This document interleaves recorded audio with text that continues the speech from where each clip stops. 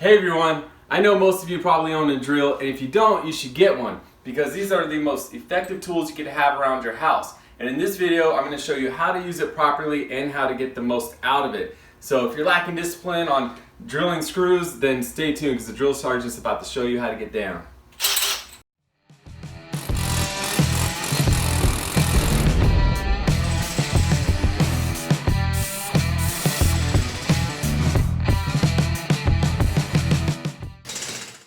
Welcome to the Working Dirt channel. I'm Joel, and in today's video we're going to show you how to use a drill and get the most out of it. Now, it just occurred to me recently when I hired my buddy to do some work that not everyone knows how to use a drill properly or how to get the most out of it because he wasn't aware of a certain feature, and so I thought, well, if he doesn't know, then I'm sure there's a bunch of homeowners out there or just people in general that don't know exactly how to get the most out of it.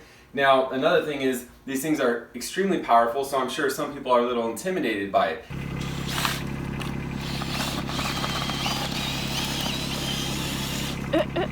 So there's ways we can tame these things down. But now we're going to get into all the features and explain how to use them. Now the first feature is the keyless chuck. A lot of old school drills and still your bigger shop drills, they actually have a chuck which requires a key to crank down and make the fingers or the teeth tight on your driver bit. So as you can see with the keyless chuck, this one's plastic, other drills are metal. All you got to do is spin this and then it opens up on your driver bit, and then you spin it the other way, or I assisted it with the trigger, tightens down on it, and it's good to go. So the fast way is just to hold it while you hold the trigger forward and reverse, and it loosens and tightens on it. Now the second feature is the driver settings. Now typical drills will have two settings, which is a drill mode and a fastener mode, but a lot of drills, your bigger or more expensive drills, are going to have a hammer mode indicated by a little hammer there. So let's first talk about the drill mode. The drill mode is meant for, well, drilling drill bits or a driver bit, and it can drill holes into anything, but the important thing to know about it is that it's going to not stop. It's going to drill your drill bit as strong as it can for as hard as you pull that trigger and as much power as the drill has. So it's like kind of an all or nothing setting, which I think most tradesmen use more often than not.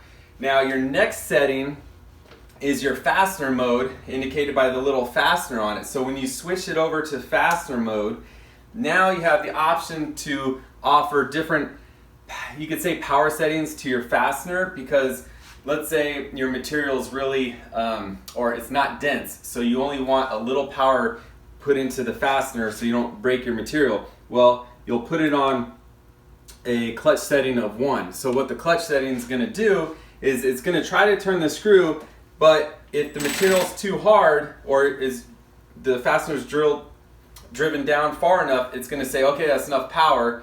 I'm not going to allow you to offer more power to the fastener. So, but in this case, we have a 3-inch screw on a big block of wood. We're going to need a little more power, so we're going to turn it up to 16. In this drill, it goes up to 16. Other drills might be 10, 12, 18, whatever. Just go to the highest setting. And then now, it's going to keep driving that screw down into the wood. Now, let's say you have a bigger fastener or a lag bolt and you need more power. Well, then you can go back to your drill mode, like what I mentioned before. The drill mode is not going to stop offering power. It's going to give you as much power as it has until your motor burns up. So you can now drill and continue to drill that screw into the wood. Now the last mode, which is a hammer mode, I like this mode because for the most part it's useless, but there is something that I'm going to show you where it's highly effective. Now I think they offer this mode mostly for drilling into concrete. So by using a masonry drill bit that looks like a little hammerhead on the end of a drill bit, you can actually, or you're supposed to be able to drill holes into concrete, but I would only say for your smaller compact drills, you can do a 3/16 size hole, and for your bigger drills, you can go up to maybe a 5/16 hole. But if you're going to do a lot of holes, I would suggest saving the wear and tear on these drills and getting a driver drill or a masonry drill, like from Harbor Freight or Lowe's or Home Depot for about 50 or 60 bucks, because they're going to be a lot more effective and do the job a lot faster. So What the hammer mode is good for is if you want to install, let's say, a shower door into your bathroom stall. Well, by using a tile drill bit, which kind of looks like an arrowhead, it's a diamond spade type bit, putting it on the impact mode actually drills really well, because if not, it creates a lot of heat. Now I will say, with an exception, if you have a very hard porcelain or glass, there is a slight possibility of cracking, so you don't want to use it on that, but I've tried it on a lot of porcelain tiles, clay tiles, travertine natural stone tiles, and the impact or hammer mode works great for those things. But like I said, masonry, concrete, get a different drill for that, or a bigger drill for that. The next feature is the transmission. Now, most drills have 1, 2, or 3 speeds now, and the difference with those speed settings is not just speed, but the amount of torque that your drill can deliver to driving your screw in or drilling your hole.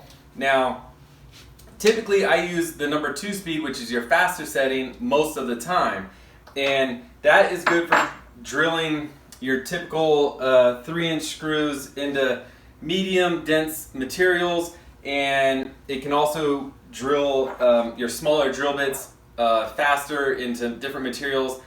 Now, when should I switch to the 1 speed? Why would you want to go slower? Well, for one, you get more power, and not only do you get more power, but if you're trying to drill something in or screw something in that requires more power, it's less strain on the motor. You don't want to be trying to, haul a heavy load with your truck up a mountain and have it in 5th gear. It needs to be in lower gear so that the engine can keep up with the cooling and the power delivery and all of that stuff. So now that just depends. If you're in off-road, you're the guy that just wants to smash the gas and bounce up the rocks up the mountain and then risk breaking something, then hey, all power to you, it's your budget. But for the other guys that just want to crawl but still get to the end goal and get up the mountain, then choose the 1 speed and enjoy the ride. So that's what your speed setting is for. Now, I will also quickly mention that when you're drilling things like a 1/2-inch drill bit into steel, that requires not only a lot of power, but to be more effective, you need to have the drill bit go slower, because you have this, what they call tangential velocity on the outside of the drill bit, and if it goes too fast, it'll just work harden your material. So a lot of guys just use every drill bit on the fastest setting, and that is not the way to go. Typically, you want a higher speed with smaller drill bits and a slower speed with bigger drill bits, and that allows you to drill more effectively through your denser materials. Alright, the next feature is the variable speed trigger, and you're probably thinking, what about a trigger? Well, the old school drills, you only had 1 speed, and that was all on or all off, right? Like, pull the trigger and you go. Well, now all the drills have variable speed, but with your higher brands, the variable speed action is very accurate and it's fine-tuned. So where that helps you is, let's say you're in a cabinet and you're trying to put a screw in an odd position. Well, you can apply just a little bit of pressure, and then you get the speed that you want and the power you want, so you don't strip your screw or fall off your screw or whatever. So nicer triggers on your nicer drills. Now, next thing, you're probably wondering what this is. This is your anti-torque bar that usually comes with your bigger drills. And some of you might think, oh, that's hokey. Well, it's not. These drills have a lot of power. And so where that comes useful is, and this is the second best tip of the video, is when you're mixing mortar for doing your tile jobs or whatever, you don't need a separate mortar mixer drill. You can actually use this anti-torque bar, put it on your 1 speed setting, your high torque setting, and you can mix with your paddle mixer inside your 5-gallon bucket very easily, very fast, and it's very effective. So this is very useful, but it comes off very quick. All you do is just unscrew this and it comes off. Or let's say you're putting in a big lag bolt, you're going to need this power or anti-torque bar to put that lag bolt in.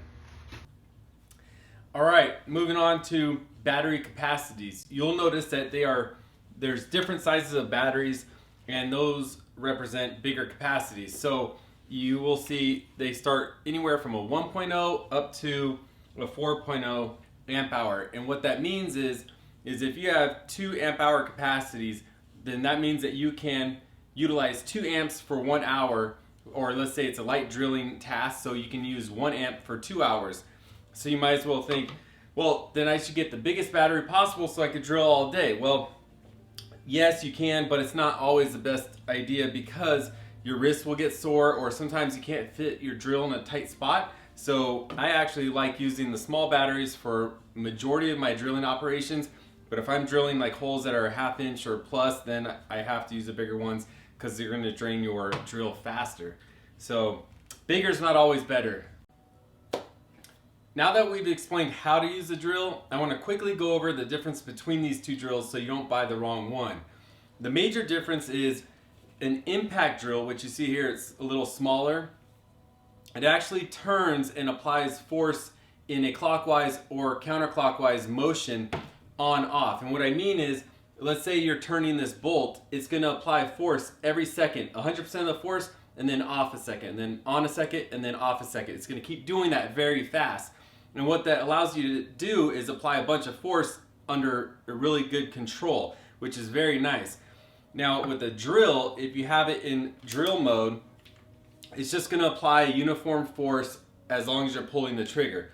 Or if you have it in the masonry setting, which is the little hammer mode I told you earlier, it's going to apply a force, but it's going to constantly impact it axially. So down the fastener, the axis of the fastener, it's going to keep tapping it as you're turning it. So for most people, this drill is going to do most of your tasks just fine. But as you become more efficient and more comfortable around using this drill, the impact drill is going to do some of those tasks faster and more efficiently, and not wear on this drill because it can do it a little differently. So we're going to kind of explain those things in upcoming videos.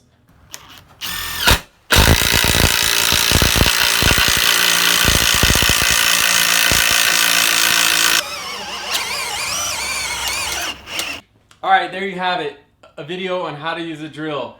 I promise though, I want to show you guys some footage. It just doesn't do justice me sitting here explaining how to use a drill. There's a lot of scenarios where I find a new way to do something or a new benefit or trick with the drill, and I want to share those with you with up close videos, so stay tuned for those. And remember, thank you for your viewership because it helps our channel support veterans, trails, and charities each quarter. So till next time, do work. Because the drill sergeant's about to shop here.